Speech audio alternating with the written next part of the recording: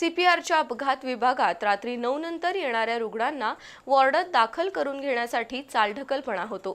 Surgery आणि medicine विभाग एकमेकांकडे बोट दाखवतात आणि अत्यवस्थ रुग्णांना अपघात विभागात तिष्ठत बसावं लागतं।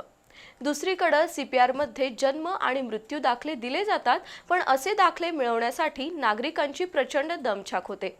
वैद्यकीय अधीक्षक हे या दोन्ही विभागांचे प्रमुख आहेत, पण त्यांना अशा गोष्टींकडे लक्ष द्यायला वेळ नाही, त्यामुळे सर्वसामान्य माणूस मात्र वैतागला आहे। सर्वसामान्यांचं रुग्णालय म्हणून ओळख असलेल्या सीपीआरमध्ये उपचारासाठी रुग्णांचा ओघ वाढतोय। अपघातग्रस्त आणि अत्यवस्थ रुग्णांना सुरुवातीला सीपीआरच्या अपघात विभागात दाखल केलं जातं। या विभागात विविध तपासण्या करूनच त्या रुग्णाला कोणत्या विभागात दाखल करून घ्यायचं हे ठरतं। सीपीआरमधील अपघात विभाग 24 तास कार्यरत असतो। एखाद्या अपघातग्रस्त रुग्णाला दिवसा सीपीआरच्या अपघात विभागात दाखल करण्यात फारशा अडचणी येत नाहीत, पण रात्री 9 नंतर अपघात विभागात ताकतुंबा सुरू होतो। रात्रीच्या वेळी येणाऱ्या रुग्णांना तपासणीनंतर पुढील उपचारासाठी दाखल करून घेताना सर्जरी आणि मेडिसिन विभागातील डॉक्टर एकमेकांवर जबाबदारी ढकलतात, त्यामुळे रात्री येणाऱ्या रुग्णांचे सीपीआरमध्ये हाल होत आहेत।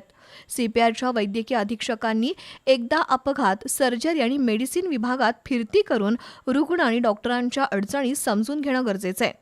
दुसरीकडे असा सावळा गोंधळ जन्म आणि मृत्यू दाखले देण्याबद्दल दिसून येतो। गेल्या 3 वर्षांपासून सीपीआरमध्ये सुद्धा जन्म आणि मृत्यूचे दाखले दिले जातात। वास्तविक जन्म-मृत्यू विभागाच्या कार्यालयासमोर नियमावली लावणं गरजेचं आहे, पण आजवर अशी नियमावली पाहायला मिळालेली नाही।